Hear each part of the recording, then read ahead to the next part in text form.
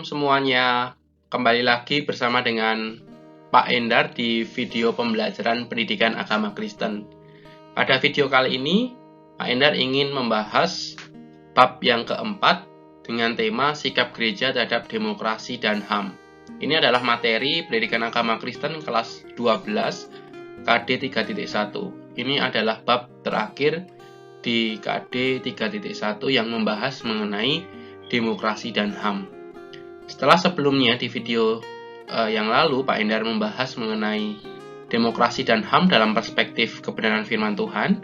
Pada video kali ini kita akan membahas mengenai bagaimana sikap gereja yang sebenarnya terhadap demokrasi dan HAM. Nah, Pak Endar akan memulai dengan mengajak kalian untuk menyimak satu video dengan judul Puisi Sajak Bulan Mei 1998. Mari kita menyaksikan videonya. Sajak bulan Mei 1998 di Indonesia. Karya W.S. Rendra. Aku tulis sajak ini di bulan gelap raja-raja. Bangkai-bangkai tergeletak lengket di aspal jalan. Amarah merajalela tanpa alamat. Kelakuan muncul dari sampah kehidupan. Pikiran kusut membentur simpul-simpul sejarah. Oh, zaman edan. Oh, malam kelam pikiran insan. Koyak-moyak sudah keteduhan tenda kepercayaan. Kitab undang-undang tergeletak di selokan. Kepastian hidup terhuyung-huyung dalam comberan. Oh, tata warna fata morgana kekuasaan. Oh, sihir berkilauan dari mahkota raja-raja. Dari sejak zaman Ibrahim dan Musa, Allah selalu mengingatkan bahwa hukum harus lebih tinggi dari ketinggian para politisi, raja-raja, dan tentara. Oh, kebingungan yang muncul dari kabut ketakutan. Oh, rasa putus asa yang terbentur sangkur. Berhentilah mencari Ratu Adil.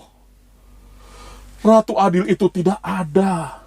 Ratu Adil itu tipu daya. Apa yang harus kita tegakkan bersama adalah hukum adil. Hukum adil adalah bintang pedoman di dalam prahara. Bau anyir darah yang kini memenuhi udara menjadi saksi yang akan berkata, apabila pemerintah sudah menjarah daulat rakyat, apabila cukong-cukong sudah menjarah ekonomi bangsa, apabila aparat keamanan sudah menjarah keamanan, maka rakyat yang tertekan akan mencontoh penguasa, lalu menjadi penjara di pasar dan jalan raya. Wahai penguasa dunia yang fana, wahai jiwa yang tertenung sihir tahta, apakah masih buta dan tuli di dalam hati? Apakah masih akan menipu diri sendiri? Apabila saran akal sehat kamu remehkan, berarti pintu untuk pikiran-pikiran kalap yang akan muncul dari sudut-sudut gelap telah kamu bukakan.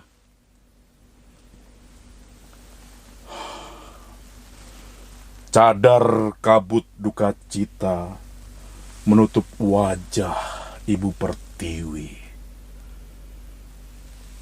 Air mata mengalir dari sajaku ini. Setelah kalian membaca, mendengarkan, dan juga menyimak video puisi sajak bulan Mei 1998, bagaimana perasaan kalian saat menyimak video tersebut? Dan apa yang kalian temukan dari puisi tersebut? Puisi ini adalah puisi yang ditulis oleh W.S. Rendra yang menjelaskan gambaran apa yang terjadi pada bulan Mei 1998. Di situ adalah masa reformasi, namun sejarah mencatat bahwa peristiwa reformasi juga menjadi peristiwa yang cukup kelam karena ada banyak orang yang harus kehilangan nyawanya dan mengalami penderitaan sebagai dampak dari reformasi tahun 1998. Nah, anak-anakku, kita hari ini membahas mengenai sikap gereja terhadap demokrasi dan HAM.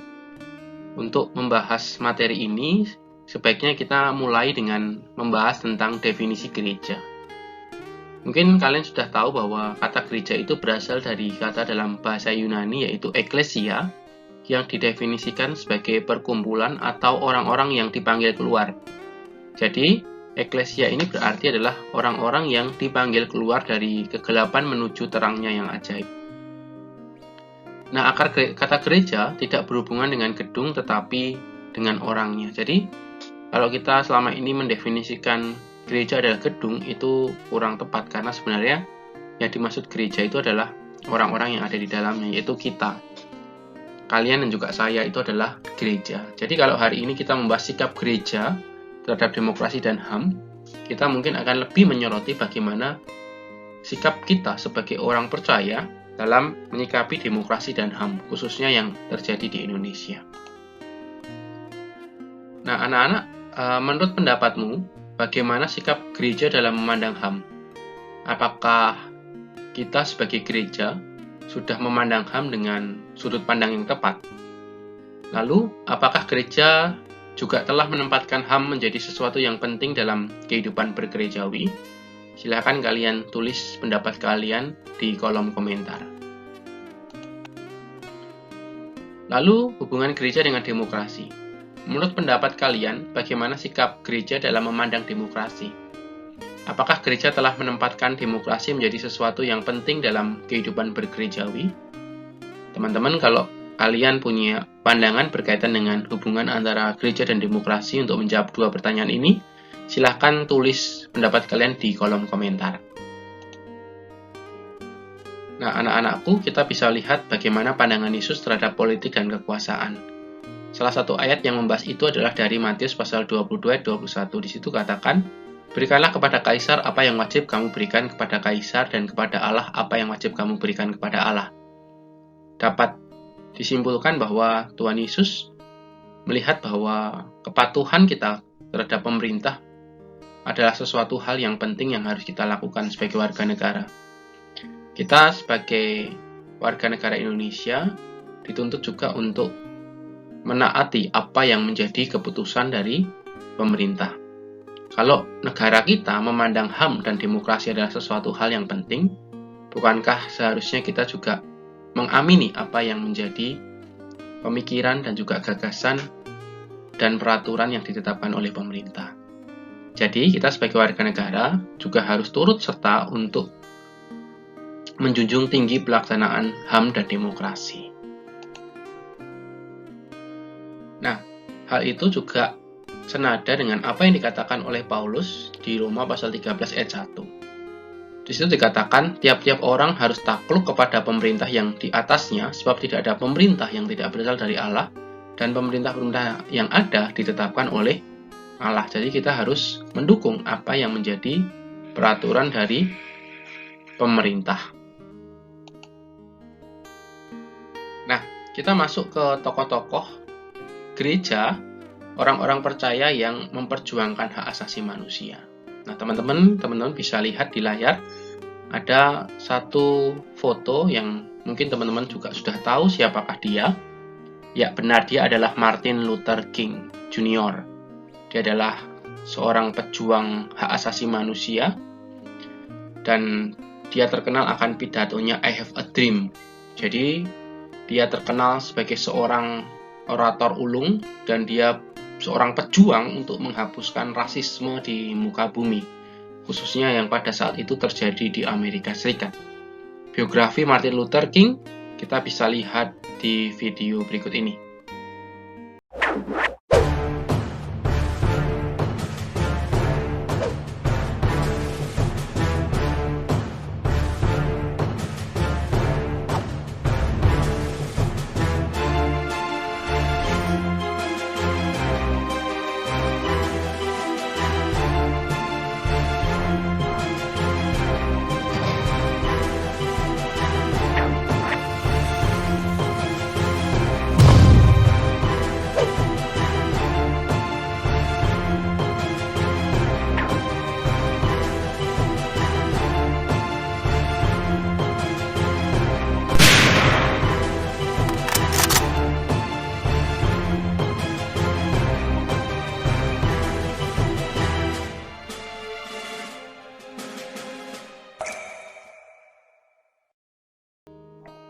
Bagaimana anak-anak setelah melihat video dari Martin Luther King Jr.? Apa yang kalian bisa dapatkan dari tokoh ini? Tuliskan pendapat kalian di kolom komentar. Nah, anak-anakku, apa yang sudah dilakukan oleh Martin Luther King Jr. itu seturut dengan apa yang menjadi pokok bahasan kita pada video kali ini. Kita lihat dari Matius pasal 22 ayat 37 hingga 40, di situ dikatakan, jawab Yesus kepadanya, kasihilah Tuhan Allahmu dengan segenap hatimu dan dengan segenap jiwamu dan dengan segenap akal budimu. Itulah hukum yang terutama dan yang pertama. Dan hukum yang kedua yang sama dengan itu ialah kasihilah sesamamu manusia seperti dirimu sendiri. Pada kedua hukum inilah tergantung seluruh hukum Taurat dan kitab para nabi. Kita melihat bahwa Martin Luther King Jr. sukses untuk menerapkan hukum ini, di mana dia tahu bahwa tugas dia sebagai warga negara adalah memperjuangkan hak asasi manusia, memperjuangkan agar rasisme itu tidak terjadi di muka bumi ini. Karena dia tahu bahwa mengasihi sesama itu adalah bagian yang tidak bisa dilepaskan dari prinsip kebenaran firman Tuhan. Nah, di Amos pasal 5 ayat 21 hingga 24, anak-anak bisa membaca dan bisa menganalisis ayat ini ya. Di situ dikatakan, aku membenci, aku menghinakan perayaanmu dan aku tidak senang kepada perkumpulan rayamu. Sungguh, apabila kamu mempersembahkan kepadaku korban-korban bakaran dan korban-korban sajianmu, aku tidak suka. Dan korban keselamatanmu berupa ternak yang tambun, aku tidak mau pandang. Jauhkanlah daripadaku keramaian nyanyian-nyanyianmu, lagu gambusmu tidak mau aku dengar. Tetapi biarlah keadilan bergulung-gulung seperti air dan kebenaran seperti sungai yang selalu mengalir. Nah, teman-teman, kita bisa melihat dari bacaan di Amos pasal 5 ayat 21 hingga 24 ini, kita bisa lihat bahwa Tuhan Yesus membenci perayaan ibadah yang dilakukan oleh orang Israel. Ya, meskipun kita tahu bahwa Tuhan menyukai umatnya melakukan perayaan dan menyembah Dia dengan korban bakaran, tetapi ada hal yang jauh lebih penting dibandingkan itu. Ada hal yang jauh lebih menyukakan hati Tuhan daripada hanya sekedar kita mempersembahkan sesuatu kepada Tuhan dan melakukan perayaan. Apa itu? Tertulis jelas di ayat yang ke-24, yaitu keadilan dan kebenaran. Keadilan dan kebenaran harus bergulung-gulung seperti air, seperti sungai yang mengalir. Artinya tidak ada batasnya, selalu ada setiap hari, selalu baru setiap pagi. Jadi kita bisa melihat bahwa keadilan dan kebenaran adalah sesuatu hal yang penting yang harus dilakukan oleh umatnya. Nah, ada beberapa pertanyaan untuk kita bisa lebih memahami bagaimana sikap gereja terhadap HAM berdasarkan kedua ayat tadi, baik dari Matius maupun dari Amos. Bagaimana seharusnya sikap gereja terhadap HAM berdasarkan kedua ayat tersebut? Itu yang pertama. Yang kedua adalah bagaimana kenyataannya saat ini? Apakah sudah sesuai dengan ayat tersebut? Lalu yang ketiga, bagian mana dari gereja yang sudah menunjukkan peran gereja dalam menegakkan HAM? Dan yang terakhir, bagian mana dari gereja yang belum menunjukkan peran gereja dalam menegakkan HAM? Kalian bisa jawab keempat pertanyaan ini di kolom komentar. Nah, langkah yang harus diambil. Kira-kira apa sih langkah yang harus dilakukan oleh gereja untuk menegakkan HAM? Lalu, jika kamu menjadi majelis gereja, program apa yang akan kamu buat dalam rangka menegakkan HAM? Gereja harus mengambil peran penting untuk menegakkan demokrasi dan HAM. Gereja adalah sebagai garam dan terang dunia. Kita memiliki tugas dan tanggung jawab untuk menggarami dan juga menerangi keadaan di sekitar kita. Oleh karena itu, perlu bagi kita untuk menyikapi dengan benar masalah demokrasi dan HAM. Kalau terjadi hal di mana itu adalah hal yang tidak sesuai dengan prinsip kebenaran firman Tuhan berkaitan demokrasi dan HAM, kita seharusnya menjadi orang yang pertama yang rela dan mau berusaha untuk menegakkan demokrasi dan HAM. Nah, anak-anakku, untuk studi literasi, kalian bisa mencari di internet atau sumber yang lain beberapa tokoh gereja yang mengabdi dalam membela hak-hak asasi manusia. Di antaranya adalah Rinaldi Damanik, Yat Yam Hin, Yosepa Alomang, Sola Gracia Lumi, Mokhtar Pakpahan, Frans Magnus Suseno, Johannes Laimena, W.J. Rumambi, dan Desmond Tutu yang berasal dari Afrika Selatan. Teman-teman bisa melihat, teman-teman bisa mencari biografi para tokoh tersebut, dan kalian bisa melihat bahwa tokoh-tokoh tersebut juga berjuang dalam menegakkan hak asasi manusia. Baik anak-anak, terima kasih kalian sudah memperhatikan dan menyaksikan video ini dari awal sampai akhir. Pak Endar berharap materi pembelajaran kita lewat video ini bisa memberkati kita semua. Oke, kita sudah menyelesaikan KD 3.1. Di video selanjutnya, Pak Endar akan menyampaikan materi di KD yang kedua, yaitu mengenai multikulturalisme. Terus saksikan video pembelajaran dari Pak Endar. Sampai ketemu lagi di video selanjutnya. Jangan lupa like, komen, dan subscribe. Nyalakan lonceng notifikasinya agar kalian tidak ketinggalan video-video terbaru. Terima kasih semuanya. Dadah. Tuhan Yesus memberkati.